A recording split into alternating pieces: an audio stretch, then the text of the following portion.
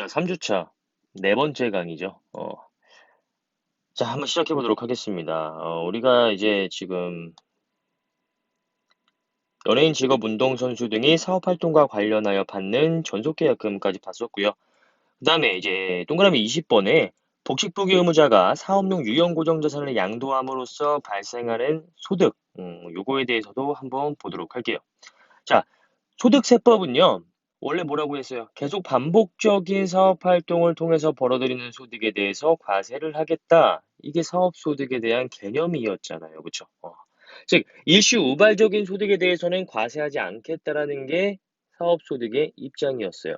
하지만, 우리 복식부기 의무자가 지금 누군지 모르겠지만, 이거 한번 볼게요. 사업용 유형 고정자산을 양도함으로써 발생하는 소득. 사업용 유형 고정자산 대표적인 게 뭐가 있을까요? 일단 토지 건물 있을 거고요. 그 다음에 차량, 비품, 기계장치 이런 것들이 있겠죠.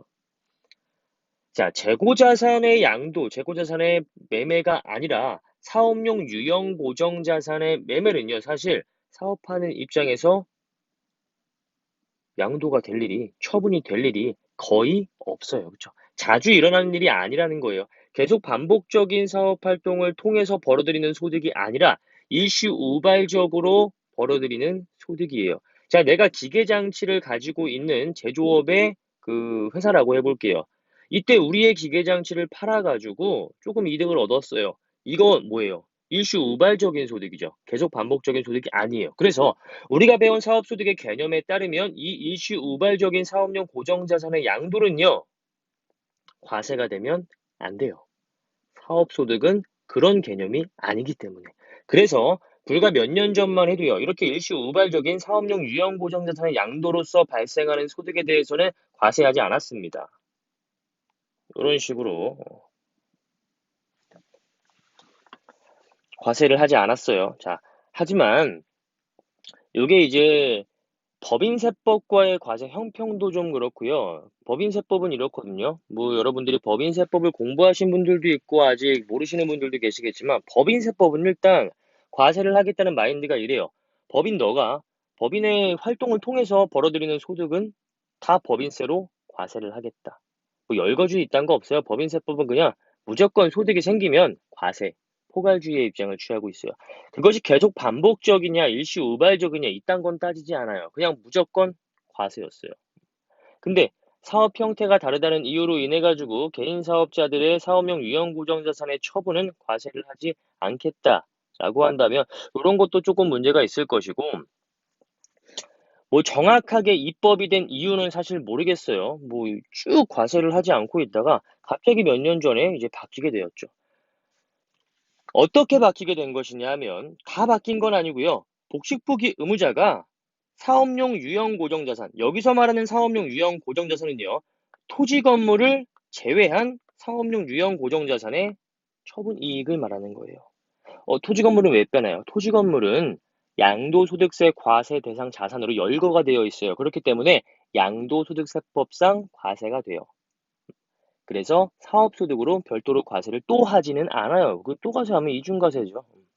그래서 토지와 건물은 양도세 과세가 되기 때문에 제외를 하고 토지 건물을 제외한 나머지의 사업용 고정자산을 양도함으로써 발생하는 소득이 있다라고 한다면 내가 복식부기 의무자인 경우에 한해서 사업소득으로 과세를 하겠다라는 입장입니다. 결국 우리가 최종적으로 기억을 한마디는 뭐 복식부기 의무자가 토지 건물 외에 사업용 유형 고정자산을 양도함으로써 발생하는 소득이 있다라고 한다면 사업소득으로 과세를 하는구나 이렇게 기억을 하시면 되겠죠. 자, 그러면 여러분들 또 아셔야 될 거. 복식부기 의무자가 그럼 누구냐? 요거 아셔야겠죠. 복식부기 의무자에 대한 설명을 드리기 위해서 이 기장 의무 구분이라는 내용을 한번 보도록 할게요. 일단 이거 나중에 우리 추계신고 그리고 성실신고 사업자 할 때 한 번 더 보긴 하겠지만 지금 우리가 보셔야 되는 건 요 테두리입니다. 요거 보시면 돼요. 간편장부 대상자와 복식부기 의무자라고 나와 있죠. 간편장부 대상자, 복식부기 의무자를 나누는 기준은 각 그룹별로 이렇게 업종별로 각 그룹에 속해져 있어요. 그룹별로 일정 금액 미만이면 간편장부 대상자, 일정 금액 이상이면 복식부기 의무자. 단 이 금액은 어떤 금액 기준이냐 하면 정기 수익 금액 기준이에요.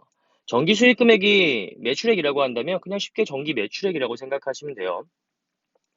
정기의 수익 금액이 예를 들어 가지고 내가 지금 제조업이라고 해볼게요.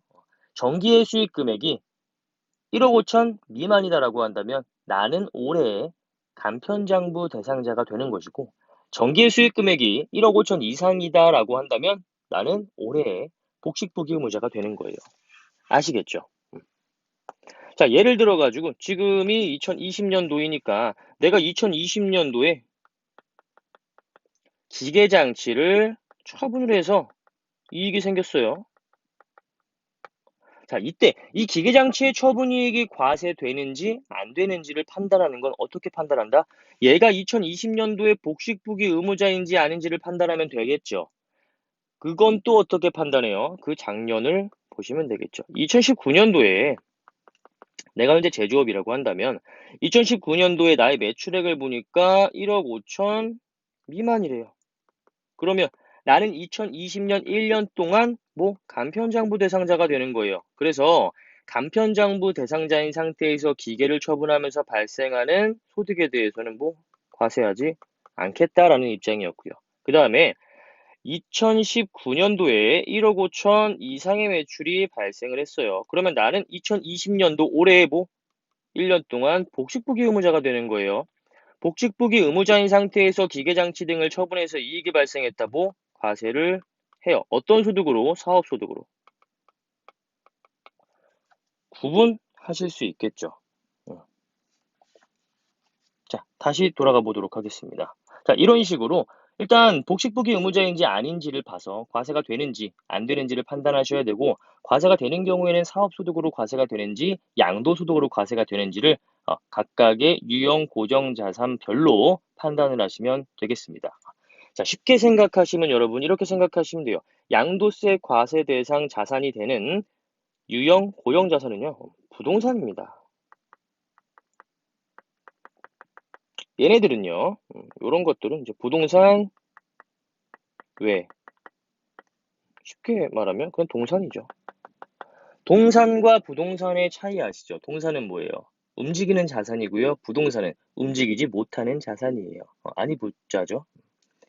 자, 움직이지 못하는 자산이 뭐가 있어요? 토지, 건물, 움직일 수가 없잖아요. 그렇죠? 즉, 부동산을 양도함으로써 발생하는 소득은 양도소득, 부동산 이외의 사업용 유형고정자산, 일반적으로 이제 동산이 되겠죠. 동산을 양도함으로써 발생하는 소득은 사업소득으로 과세가 되는 것이다. 이렇게 구분해 주시면 될 것 같습니다. 자, 넘어가도록 할게요. 그럼 두 번째로, 자, 이번에는 비과세 사업소득이에요.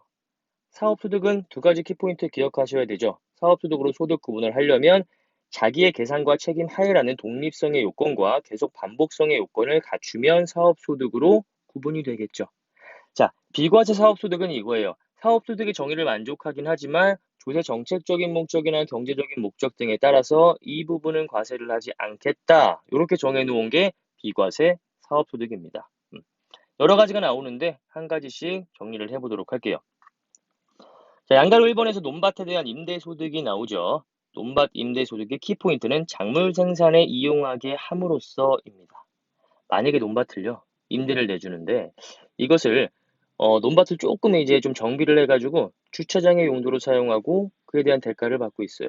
그렇다라고 한다면 과세가 여전히 되는 거예요. 아무리 논밭에 대한 임대소득이다라고 하더라도 주차장 등의 용도로 사용이 되면 과세가 되는 거예요. 반드시 본래의 목적인 작물 생산에 이용하게 함으로써 받은 대가이어야만 합니다. 자, 왜 그런지 그 내용 한번 살펴보도록 할게요. 이거는 이제 경제적 약자를 보호해주기 위해서 이런 규정이 생겨나게 된 것이고요. 작물 생산에 이용하게 된다라는 건, 자, 일단 갑이 A 토지를 보유를 하고 있어요.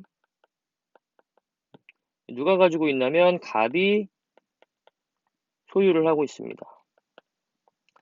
자, 근데 갑은요, 땅 부자예요. 돈이 많아요. 그래서 굳이 여기에서 내가 경작을 해가지고 그 경작물을 팔아서 소득을 일으킬 필요가 없어요. 땅 부자예요. 나는 그냥 임대만 내줘도 먹고 사는 사람이에요. 자, 을이 있어요. 을은 직업이 농부예요. 농부는 뭐예요? 경작을 해가지고 경작물을 팔아서 그 돈으로 먹고 사는 사람이잖아요. 그쵸? 근데 이 농부는요, 자기가 가지고 있는 땅이 없어요. 그래서 A한테 가가지고 이야기를 하게 되죠. 내가 농부인데 내가 지금 경작할 땅이 없으니까 당신 보니까 이 땅에서 경작하지도 않는 것 같은데 내가 월에 100만 원씩의 임대료를 주고 당신의 땅을 경작해도 되겠습니까? 이렇게 했더니 갑이 알겠다. 그러면은 나한테 월에 100만 원씩만 꼬박꼬박 줘라. 그러면 내 땅에서 경작할 수 있게 해주겠다. 자, 이렇게 계약이 체결이 됐어요. 자, 근데 이때 갑자기 국가가 나서게 되는 거예요. 에이, 너 보니까 을한테 돈 받고 있네. 너 이 소득에 대해서 과세를 해야겠다. 라고 해서 갑한테, A가 아니죠. 과세를 딱 해버리는 거예요. 자, 그럼 갑은 어때요? 뭐 제가 당연히 내야 되는 세금이죠. 하고 순서히 낼까요? 그렇지 않아요. 100만 원 받아가지고 예전 같으면 세금 안 냈으면 100만 원 다 내 주머니에 넣었어도 되는데 이걸 세금을 때려버리니까 100만 원을 다 주머니에 넣을 수는 없어요. 이 중에 일정 부분만큼은 세금으로 빼내야 된단 말이에요. 그쵸? 그러면 갑은 어떤 생각을 하겠어요? 어차피 세금 두드려 맞는 거 그러면 임대료 조금 높여받아야겠다. 을한테 가서 이야기하죠. 제가 세금을 내야 돼가지고요. 임대료 좀 올려야 될 것 같아요. 120만 원에 결정하시죠. 자, 어때요? 국가는 누구한테 과세를 했어요? 부자인 갑한테 과세를 했어요. 근데 그것에 대한 경제적인 피해는 누구한테 돌아가요? 상대적으로 경제적인 약자에 있는 을한테 돌아가게 돼요. 그렇죠? 이러한 일은 어때요? 바람직하지 않은 일이겠죠. 그래서 국가는 갑이 부자이긴 하지만 이 새끼가 이뻐가지고 이거 과세하지 않는 건 아니고요. 을을 보호해주기 위해서 우리 의식주 중에서 식 굉장히 중요하잖아요. 밥은 먹고 살아야 될 거 아니에요. 농부분들이 있어야 우리가 밥을 먹고 살아갈 거 아니에요. 그렇죠? 인간의 기본적인 생활을 위해서 농부라는 직업은 반드시 필요하고요. 이러한 농부들이 자기의 땅이 없다라고 한다면 이렇게 힘들게 경작을 할 수밖에 없어요. 그걸 보호해주기 위해서 요거는 과세를 하지 않고 있다. 이렇게 생각을 하시면 되겠죠. 자, 어때요? 반드시 작물 생산에 이용하게 되는 때에만 과세를 하지 않아야겠죠. 주차장 용도라고 한다면 바로 이 대상이 바뀌어요. 이건 농부가 아니라 뭐예요? 일반 사업자나 아니면 일반 소비자들을 대상으로 하는 것이기 때문에 작물 생산에 이용하게 함으로써 발생하는 논밭 임대 소득에 대해서는 비과세를 하겠다. 자, 넘어가도록 하겠습니다. 자, 두 번째. 요즘에 한참 이슈가 되고 있는 주택 임대소득이에요. 이거 굉장히 머리 아픈데 일단 좀 깔끔하게 정리를 해보도록 할게요. 자, 한 개의 주택을 소유하는 자의 주택 임대소득에 대해서는 소득세를 과세하지 않겠다입니다. 단, 이 한 개의 주택이 고가 주택이거나 상당히 비싼 주택이거나 아니면 외국에 있는 주택인 경우에 해당 임대소득은 과세를 하겠다라는 거예요. 자, 주택에 대한 임대소득도 마찬가지예요. 양가로 1번에서 본 것과 같이 상대적으로 경제적 약자에 있는 주택 임차인을 보호해주기 위해서 이러한 규정을 두게 된 것입니다. 자, 임차인이 임대인한테 월에 100만 원씩 월세를 주고 살고 있었어요. 근데 갑자기 임대인한테 국가가 과세를 때려버려요. 임대인은 어때요? 어차피 세금 두드려 맞는 거 이거 조금 임대료 높여받아야겠다. 라고 한다면 그 피해는 누구한테 돌아가요? 상대적으로 경제적 약자에 있는 주택이 없는 임차인한테 이 피해가 돌아가잖아요. 의식 주 중에 주는 굉장히 중요한 거예요. 그렇죠? 음, 잘 집은 있어야 될 거 아니에요? 생활할 집은 있어야 될 거 아니에요? 그렇죠? 그 기본적인 생활권을 보장해주기 위해서 임차인한테 이러한 피해가 돌아가는 것을 막기 위해서 1주택자의 임대소득에 대해서는 과세를 하지 않겠다. 주택 임대인이 이뻐가지고 과세하지 않는 건 아니에요. 그 피해가 임차인한테 돌아가기 때문에 과세하지 않는 것이고요. 자, 하지만 이 한 개의 주택의 임대소득이라고 할지라도 그 한 개의 주택이 고가 주택이면, 비싼 주택이면, 그러면 그거는 과세를 하겠다라는 거예요. 왜? 그때 이 비싼 주택의 임차인은요, 경제적인 약자가 아니에요. 자, 생각해 볼게요. 주택이 20억짜리예요. 예를 들어가지고. 이거 월세를 한번 생각해 보니까 한 500만 원 된다고 가정해 볼게요. 아무리 임차인이라고 하더라도요, 월에 500씩 내면서 이 집에 먼저 월세를 내면서 살고 있어요. 경제적 약자라고 할 수가 있어요? 아니죠. 500을 못 버는 사람도 허다한데 500을 월세로 내면서 사는 사람은 아무리 임차인이지만 경제적 약자가 아니잖아요. 그렇죠? 그래서 이렇게 존나게 죄송해요. 제가 이렇게 많이 비싼 주택 같은 경우에는 빌려주는 사람이나 빌리는 사람이나 똑같이 부자라는 거예요. 그러한 사람들까지도 이 주거 안정의 기본적인 생활을 보장해줄 필요성은 없다라는 거죠. 이해가시겠죠? 그래서 그 비싼 금액에 대한 어떤 그 기준치는 그럼 무엇이냐? 기준시가 9억 원을 초과하는 주택입니다. 이게 왜 지우개거든요? 기준시가 9억 원을 초과하는 주택. 이게 비싼 주택의 어떤 기준이 되는 금액이라고 생각하시면 돼요. 자, 여러분들 이때 하나 더 기억하실 거. 요거 기준시가입니다. 시가 아니에요. 시가와 기준시가의 차이 간략하게 한번 설명드려 볼게요. 시가는 어, 합리적인 경제인 간에 제3자 간에 이루어지는 실제 거래 가액이라고 생각하시면 돼요. 자, 우리 아파트를 내놨더니 우리 아파트가 이 가격에 거래가 되었어요. 그럼 그게 시가예요. 기준시가는 좀 달라요. 정확한 정의는 아실 필요 없고요. 기준시가는 그냥 시가에 준하는 가격이다. 요거는 60%에서 70% 정도. 기준시가는요, 여러분들 항상 조회가 가능합니다.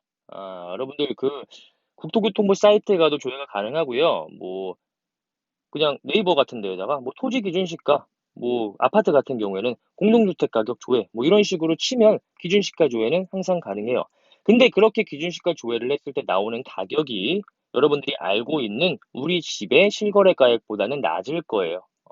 지금은 이제 정부에서 이 기준시가를 시가에 최대한 맞추려고 많은 노력을 하고 있다라고 알고 있는데, 어쨌든 기준시가라는 걸 시가보다 조금 낮은 가격으로 형성되어 있는 그러한 가격이다. 이 정도만 여러분들 이해를 하도록 할게요. 뭐 더 자세히는 지금 아실 필요가 없어요.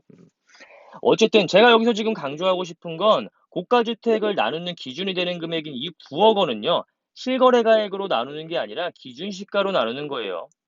요거 말문제에서 나올 수도 있기 때문에 꼭 기억해 두셔야 되고요. 나중에 실무 나가셔도 굉장히 중요한 포인트입니다.